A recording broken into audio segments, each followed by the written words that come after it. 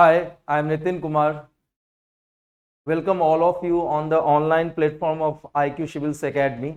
And certainly, you must be knowing that this institute is the institute at par excellence. And today we are going to discuss, as usual, the Hindu's editorial and the one or two pieces of news from the Indian Express. So let's begin without any delay. So it is about the controversy nowadays going on the name of India, whether it should be the India or Bharat. Okay, so this editorial is the first editorial of the Hindu is for this purpose only, and it is related to your PT examination, to your GS paper first. Okay, in the mains examination, GS paper second. Now, so what is this? Okay, there is no need for one name to be given primacy over the other. So this editorial is saying, the very first sentence it is saying that we shouldn't give importance to the one name over the other. Okay, whether it is India or Bharat, it is the same thing, and both should be remain there. Both should be remain there. That is the opening line of this editorial. So India and Bharat have both evoked the same emotion among the patriots for the decades, but these levels of the pride have also been weaponized for the narrow political end. तो इसमें ये कहा जा रहा है कि India या भारत दोनों से एक ही तरह की इमोशंस आती है, एक ही तरह की इमोशंस आती है जितने भी हमारे पेट्रियट्स रहे हैं उनके लिए, और ऐसा डेकेड्स से या दशकों से चल रहा है. और एक चीज ध्यान देना, लेकिन but for the political end it has been used also and for the narrow end, और इसका दुरुपयोग भी किया जा रहा है. Bharatiya Janata Party government at the centre has decided to use Bharat instead of India in some official communication and document. तो Bharatiya Janata party की जो सरकार है केंद्र में, उसने इंडिया की जगह भारत का प्रयोग किया है कुछ जो ऑफिशियल कम्युनिकेशंस हैं या डॉक्यूमेंट्स हैं उसके अंदर. Clear? A practice that it's representative से will now expand India, that is Bharat, is how the Constitution of India names the country, and the use of one or the other has largely contextual all this while. तो कहा ये इसके अंदर कि भारत का प्रयोग किया जाए या इंडिया का प्रयोग किया जाए, ठीक है, और कॉन्स्टिट्यूशन ऑफ इंडिया और आर्टिकल 1 के अंदर ये दी गई है व्यवस्था, ठीक है, इंडिया दैट इज भारत ये नाम दिया गया. तो लार्जली इसको कंटेक्चुअल देखना चाहिए कि किस कंटेक्स्ट में इसका प्रयोग किया जा रहा है, how it has been utilised by the way. Now, the cultural echoes of the Bharat have never been in doubt. ठीक है, जब भारत कहते हैं तो इसमें कल्चरल सेटिंग आती है, इसमें एक आप कह सकते हो कि नेशन का कंसेप्ट आता है, और नेशन के कंसेप्ट को ही इंटरनेशनल लॉ के अंदर एक्सेप्टेबिलिटी मिली हुई है. और जब आप इंडिया कहते हैं तो एक तरीके का ज्योग्राफिकल एरिया की भी बात होती है, ठीक है, लेकिन इंडिया और भारत दोनों ही नाम दिए गए in the article first. Clear? The current hype around is more about a campaign to disregard the use of India as if both cannot exist in harmony. तो ये कहा जा रहा है कि ये जो अभी जो कुछ भी मतलब यू कैन से द इतनी ह्यू एंड क्राई जो हो रही है वो ऐसे किया जा रहा है कि भाई इंडिया का प्रयोग ना करके किसका प्रयोग किया जाए, भारत का प्रयोग किया जाए, और जिससे ऐसे मैसेज देने की कोशिश की जा रही है that both can not exist together, that too in the harmony. India, according to this telling, is a foreign imposition and hence unsuitable for the national dignity. Clear? So another piece of argument given by the central government right now that if we are using the word India, it shows a foreign imposition. Okay, it shows a kind of colonial legacy there, So it shouldn't be used. Instead of that, we should use the word Bharat, linked as it is for the various ancient sources.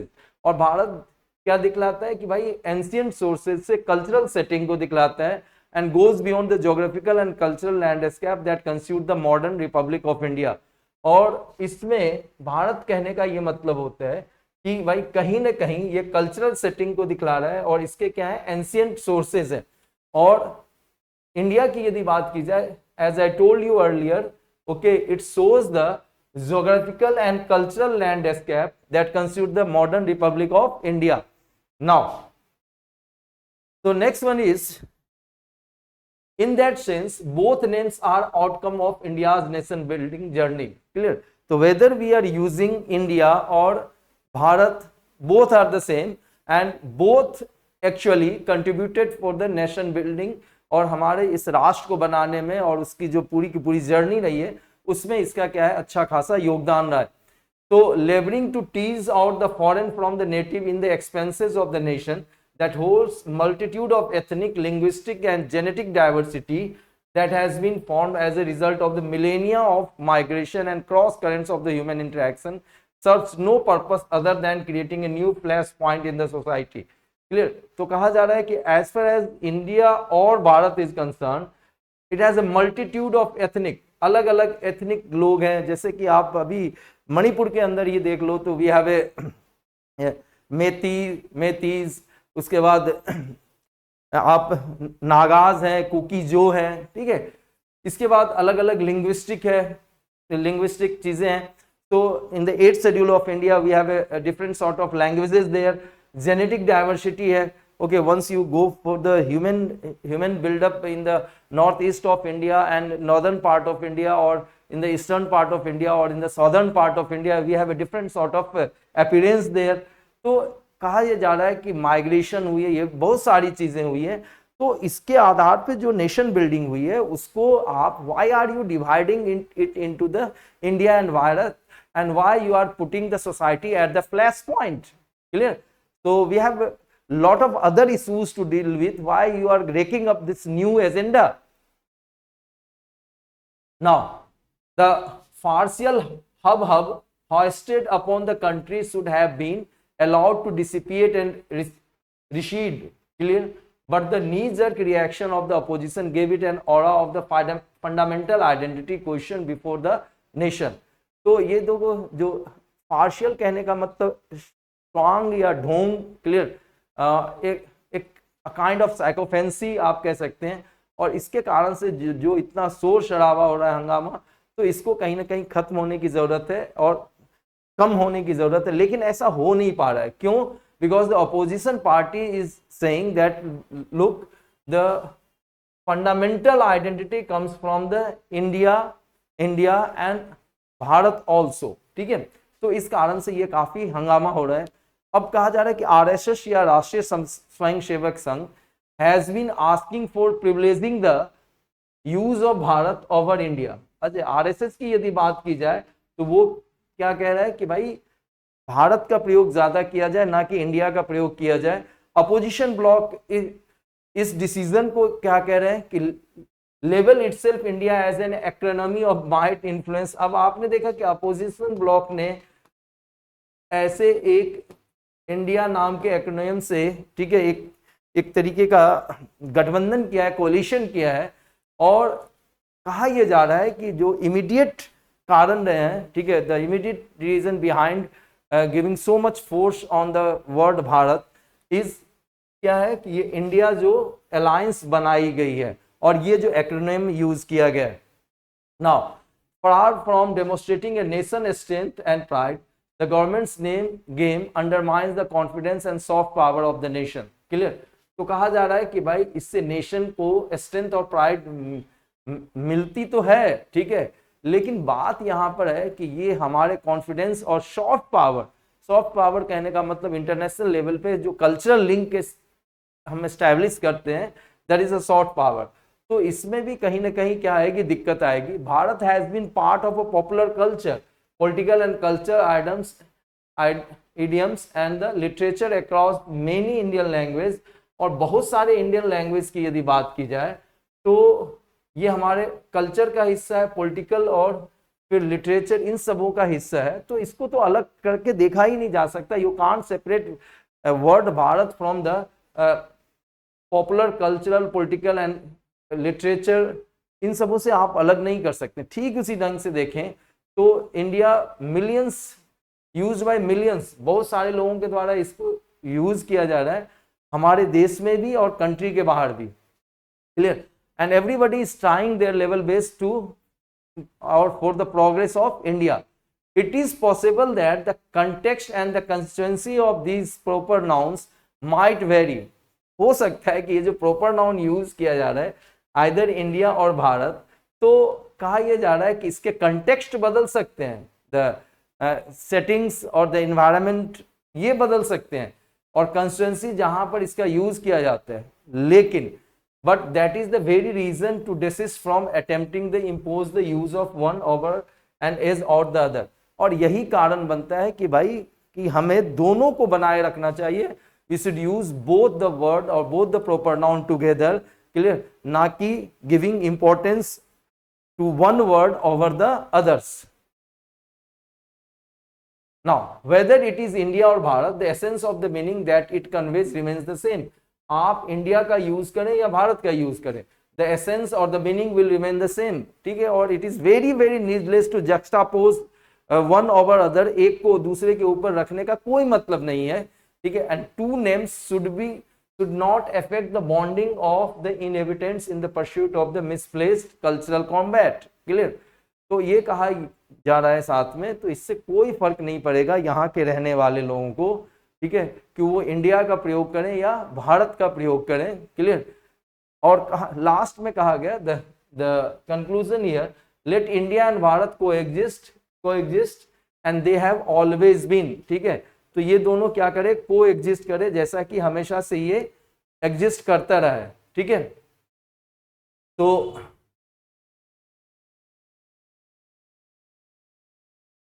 now another piece of article appear into the Indian Express and related to the same topic, और ये देखें कि अब उसी भारत और India के ऊपर है, क्लियर।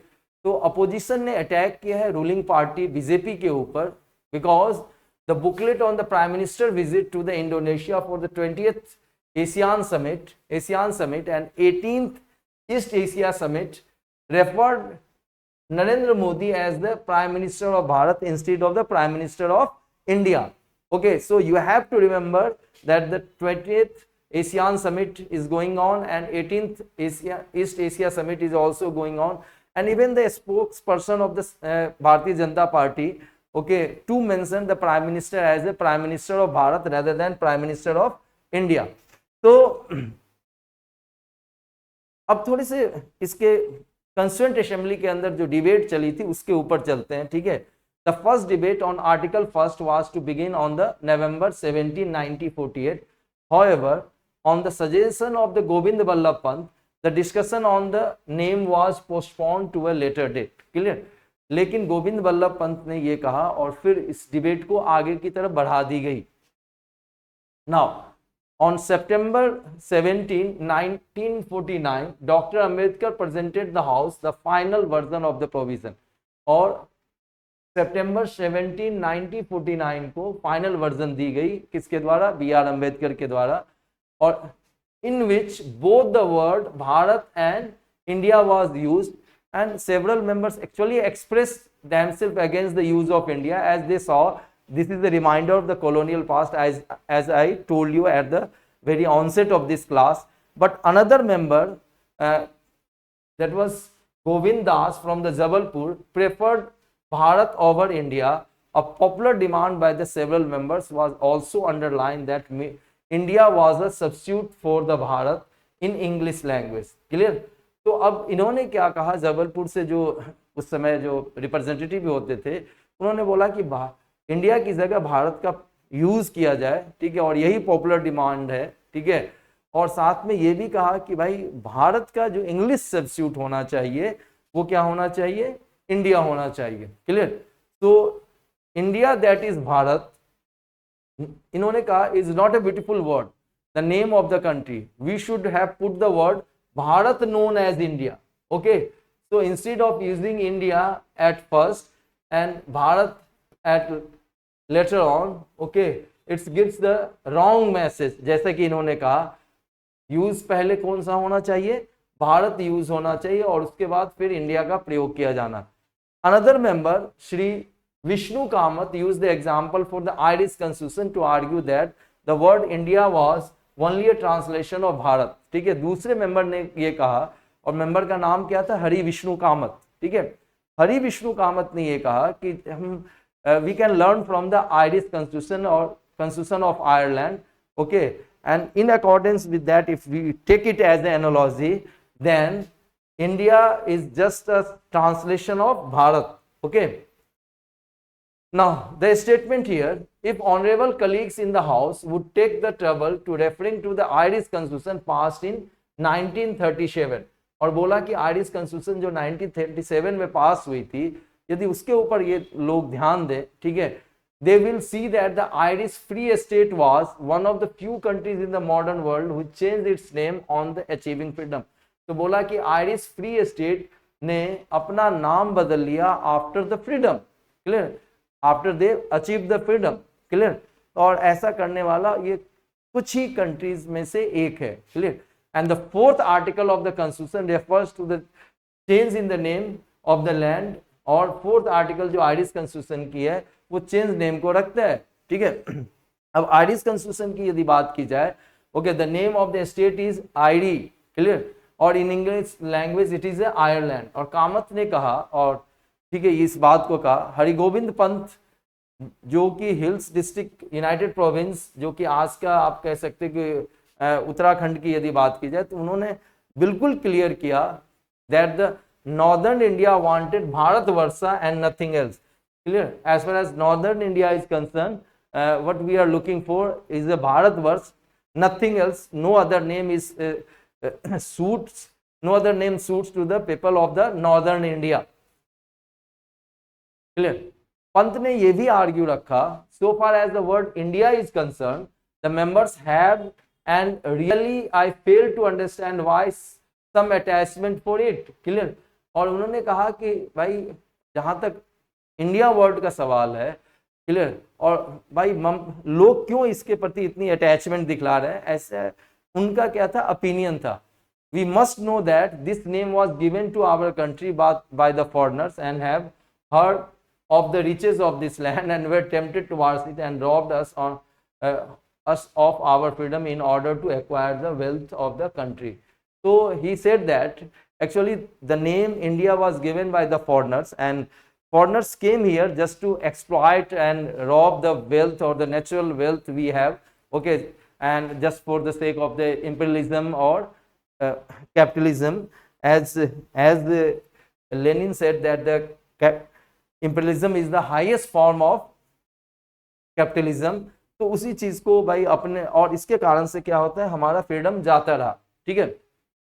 तो if we even then clings to the word India, इसके बावजूद भी यदि हम इंडिया वर्ड से जुड़े रहे, it will show only that we are not ashamed of having this insulting word which has been imposed on us by the alien rulers. तो यदि कहा कि भाई इसके बावजूद भी यदि हम इस वर्ड से क्या रहे, चिपके रहे, तो हमें कोई शर्म नहीं आ रही है कि ये चीजें हमें किसी के द्वारा दी गई है, कॉलोनियल रूलर्स के द्वारा दी गई है, क्लियर. तो अब आपको देखना पड़ेगा कि वर्ड कहाँ से आया. एंशियंट पीरियड में जो एक भारत करके क्लैन हुआ करती थी, ठीक है, और उसी क्लैन के हम सारे माने जाते हैं, ठीक है, और बाद में वो उनमें से कुछ ने हिंदू रिलीजन, कुछ ने क्रिश्चियनिटी, कुछ ने मुस्लिम रिलीजन को अडॉप्ट कर लिया. Okay, try to understand, but we are suppose to be the offsprings of this Bharat only, ठीक है, माना यह जाता है. तो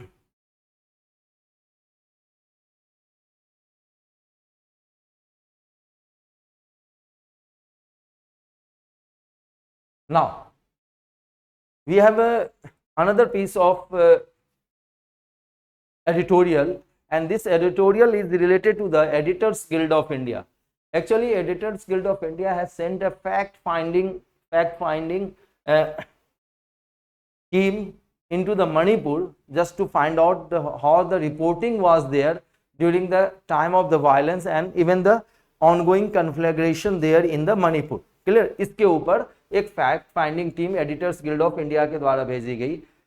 तो the police in the Manipur has actually registered case against the editors representing the editors guild of India and the belligerent remark of the Manipur chief minister. और बड़ा ही मतलब एक बेलिजेंट या आप कह सकते हो कि नेगेटिव रिमार्क्स दिया गया किसके द्वारा, chief minister of Manipur and Biren Singh. And constituent है पेटुलेंट और इंटरमेटरी रिस्पॉन्स, और ये कहा जा सकता है कि इट्स ए चाइल्डिश वन, और ये डराने धमकाने वाला रिमार्क दिया गया, ठीक है, to a report release by a fact finding committee of the editors guild of India. Clear?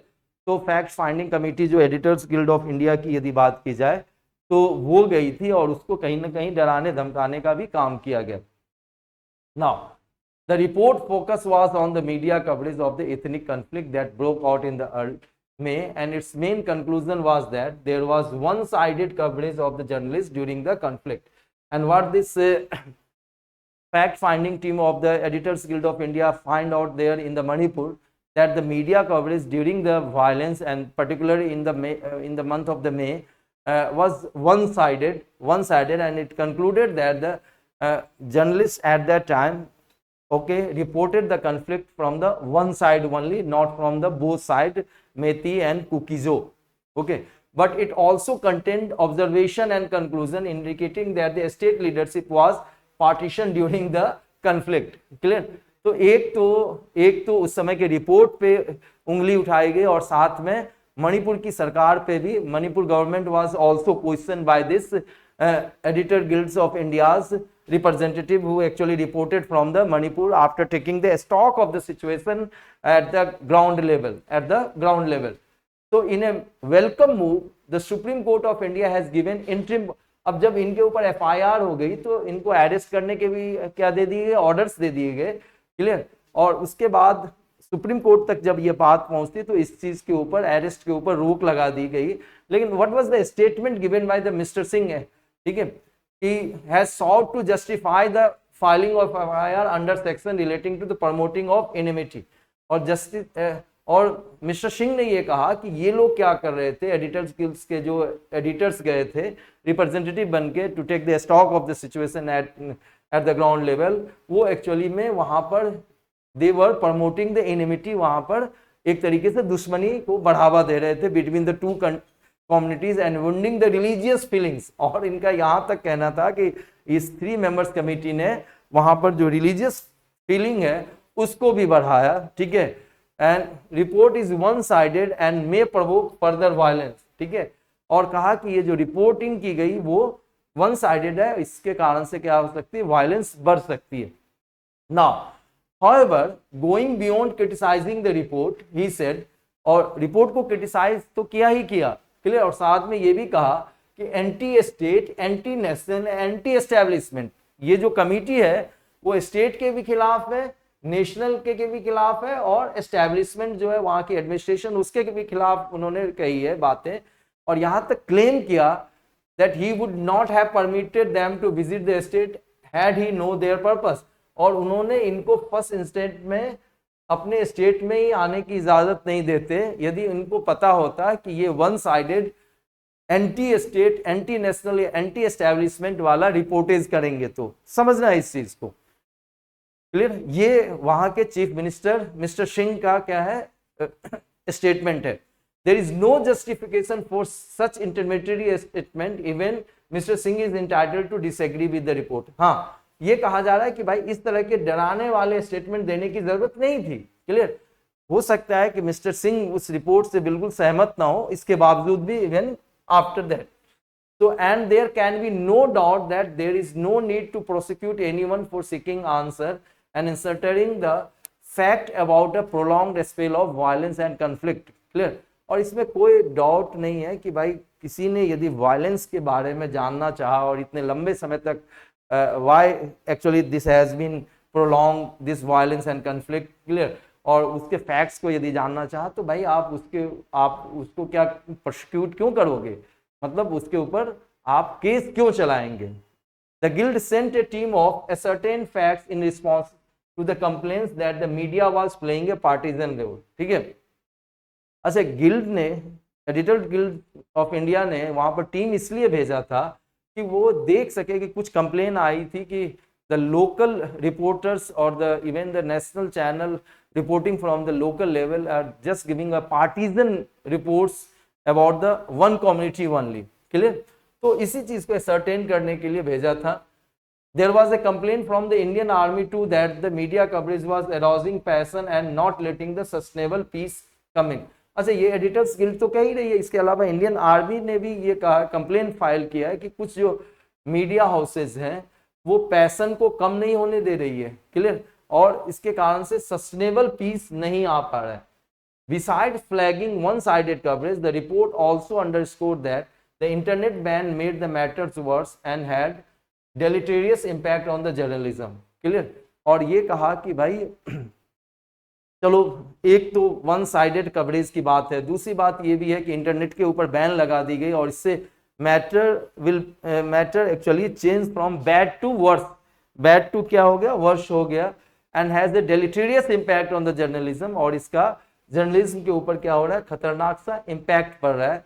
It reveals a preference for the self censorship. ठीक है, it reveals a preference for the self censorship. ठीक है, और self censorship के लिए भाई इसमें कहीं ना कहीं प्रेफरेंस की बात की जा रही है, क्योंकि जो सिचुएशन है मणिपुर के अंदर that was quite volatile and it is still volatile there, volatile there, and reliance on the state government for news, और जो सरकार के ऊपर ही निर्भर रहना पड़ रहा है, डिपेंडेंसी है किस चीज के लिए, न्यूज के लिए. These narratives under the N. Biren Singh dispensation became a narrow ethnic one, playing up to the biases of the majority Methi community, it says. और इसमें यह भी कहा गया कि एन बीरेन सिंह की जो रूलिंग डिस्पेंसेशन है, ठीक है, they are quite biased in favor of the majority, and that is the Methi community. So one may question whether such direct imputation of blame on the government leadership is needed in the report of the media behavior, but the conclusion also points out the possibility that in conflict situation, partisan or ineffective governance will be reflected in the journalistic coverage too. Clear? अच्छा, एक प्रश्न तो ये उठाया जा सकता है कि that once the editor's guild's representative actually accuse the media houses there for the partisan coverage, clear, or even about the governments behaviour, लेकिन इस बात से भी इनकार नहीं किया जा सकता है कि in a conflict situation if there is a partisan और ineffective governance, certainly it will get reflected into the journalistic coverage also. Okay, media reportage also. On the wider political canvas, यदि इसको और ब्रॉड लेवल पे देखें, there appears to be a significant initiative to affect the reconciliation between the two communities. Clear? तो एक चीज ये कही जा रही है कि वाइडर कन्वेंस में यदि देखें तो ऐसा लग रहा है कि दोनों समुदाय के बीच में रिकंसिलिएशन करने के लिए कोशिश की जाए. ठीक है, and lock conflict in the Manipur and to bring about the lasting peace. Okay, and if the media reportage is going to be the impartial, if the government's administration is not going to act in a partial manner, certainly it will lead to the lasting peace also. Okay, meanwhile it reflects poorly on the authorities of the police cases are used to silence fact finding initiative of the civil society. लेकिन दूसरी तरफ ये भी कहा जा रहा है कि भाई ऑथोरिटीज की तरफ से यदि देखें, पुलिस की तरफ से देखें, तो यदि आप सिविल सोसाइटी के जो फैक्ट फाइंडिंग इनिशिएटिव्स पे जो एडिटर्स गिल्ड ऑफ इंडिया के जो रिप्रेजेंटेटिव वहां पर गए हैं, ठीक है, तो कहीं ना कहीं यदि आप उसके ऊपर एफआईआर कर रहे हो तो that is not good thing. Clear? Now we have another piece of article here which is from the Indian express. Clear? और इसमें बात की जा रही है किस चीज की, तो म्यांमार की. ठीक है, और जैसा कि आप जानते हैं in Myanmar from 2021 onwards the military junta is ruling there. Okay, and it is quite oppressive against the civilians also and the civil rights also there. Okay, there is the international pressure on the military junta to give up their political power and bring the democracy not in the words but in the spirit also. Clear? तो इसी चीज के ऊपर है, ASEAN की बात की जा रही है. ठीक है, तो साउथ ईस्ट एशियन लीडर्स ने ये डिसाइड किया ट्यूसडे को कि म्यांमार को 2026 का जो शेड्यूल था कि भाई इनको क्या दी जाएगी, लीडरशिप दी जाएगी, वो नहीं दी जाएगी अब. Clear? and that is the latest blow to the efforts of the ruling generals to gain the international reconciliation after the violently seizing power in the 2021. Okay, so after getting into the power in 2021, okay, these ruling generals, or the, you can say, the military junta, were trying to get an international recognition, but that is a blow. Clear. अब western government की यदि बात की जाए, जिसको की leadership कौन दे रहे हैं, यूनाइटेड स्टेट्स दे रहे हैं. क्लियर. उन्होंने म्यांमार के आर्मी को, ठीक है, आंग सान सूकी की जो सरकार थी, ठीक है, आंग सान सूकी democratic elected government in 2021, they had overthrown. Okay, and United States actually demanded, and certainly behind the United States we have other western countries, clear, and demanded her immediate release, कि भाई इनको आंग सान सूकी को तुरंत छोड़ा जाए डिटेंशन से. क्लियर. तो resistance to the military take over has escalated into what some UN experts have described the civil war. Clear. और जो मिलिट्री टेक ओवर के खिलाफ जब लोग गए, तो ऐसा कहा जा रहा है यूनाइटेड नेशंस के एक्सपर्ट्स के द्वारा कि ये सिविल वॉर के जैसा है. ठीक है. The Philippines agree to take over the regional block chairmanship. अब म्यांमार की जगह कौन लेगा? एशियान के चेयरपर्सन का रोल, तो वो कौन लेगा? फिलीपींस लेगा. ठीक है. और किस समिट में? जो इंडोनेशिया के द्वारा समिट हुई, इंडोनेशिया में समिट हुई ट्यूसडे को. और फिलीपींस के प्रेसिडेंट फर्डिनांड मार्कस जूनियर ने कहा अपने स्टेटमेंट में, citing what he told fellow leaders in the close door meeting. Clear. और उन्होंने कहा कि भाई क्लोज डोर मीटिंग हुई, और उसमें दूसरे जो उनके साथ में जो लीडर्स हैं, आसियान के लीडर्स, उन्होंने ये डिसीजन लिए और रिक्वेस्ट किया कि भाई instead of Myanmar, the Philippines should take over the chairmanship of the ASEAN in 2026. Okay. तो south east Asian leaders have decided Myanmar will not take over. तो अब इस चीज को आप जानेंगे, ठीक है, कि मिलिट्री जुंटा ने क्या किया. ठीक है. Okay.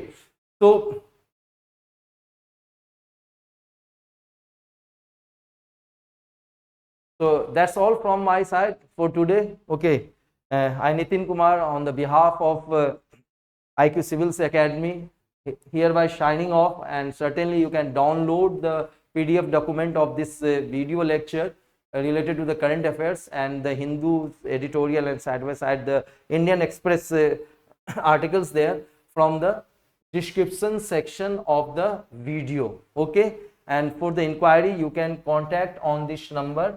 Okay, and you can have a registration also for the civil services programs there. That's all from my side. Okay, take care. God bless all of you.